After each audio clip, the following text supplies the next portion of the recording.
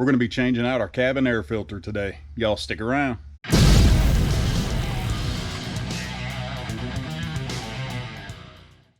What's up, y'all? Welcome back to the channel. My name's Clint.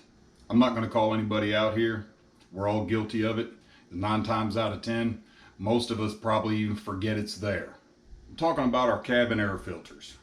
I've had napalm for 3 years now, and I never even thought about changing that cabin air filter.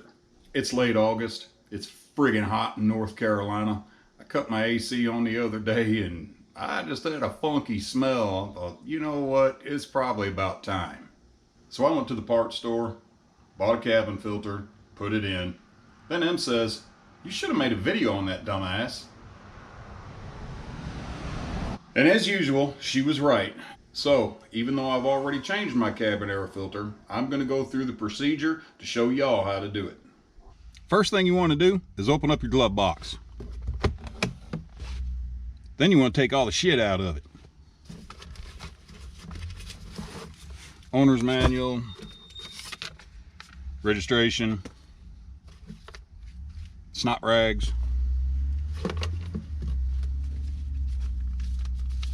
URI trail map,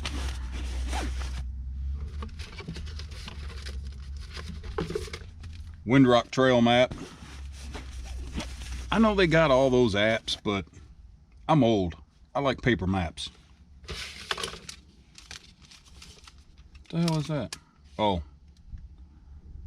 that's Windrock passes.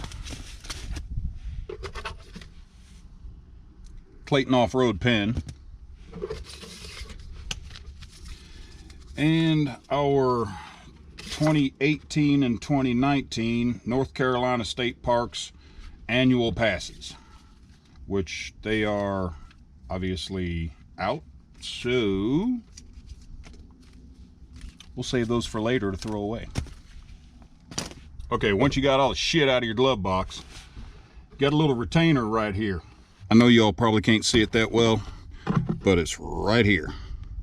So all you're going to do is with one hand, thumb on your left hand or right hand, however you want to do it, take a couple of fingers, just get up underneath it and pull it towards you. You heard it click. It gets it out of its locking position. Now it's loose. All right, see that little tab right there? You push up on that dude.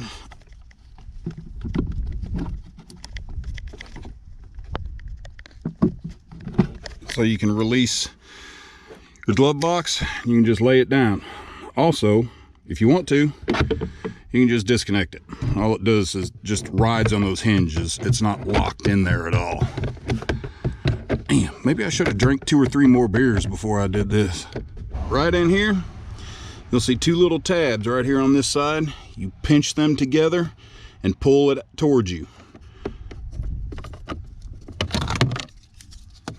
Pull this out, and right there's your cabin air filter. So to get this out, just reach in here with one hand and kind of work it out like that. Take your new filter and you kind of gotta work it in there. Put the back corner in and then kind of mash it together like an accordion. And just work it right back into place like that. Then take your retainer, and you're blind in there. You can't really see. You can see on this end, it's kind of got a little male end on it. You're just gonna try to slide it there in place. And if it's not where it's supposed to be, you'll know it.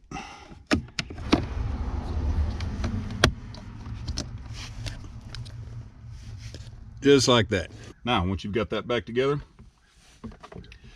bring your glove box back up, get your retainer, and all you have to do is push it, and it'll go back behind that tab. Get your retainer, stick it in the hole on the side, and then push away from you toward the floorboard. And you heard it snap back into place. Now your glove box is back. You can put your snot rags and everything else you have in your glove box back in your glove box. Close it up, you're done. Changing your cabin air filter is a really simple process. FCA recommends you change your cabin air filter every 20,000 miles or annually. Mine hadn't been changed since it was new 3 years ago. That's 3 years of URI dust and bugs and windrock dust, and it was nasty. But as soon as I changed that filter, that smell was gone from the AC. It was back to clean, fresh air. If y'all don't know what filters to get, I'll have links to several different filters in the description below. Hope y'all liked the video. Remember to like, comment, subscribe, and share. Till the next time, keep the shiny side up and Jeep on. It's beer 30.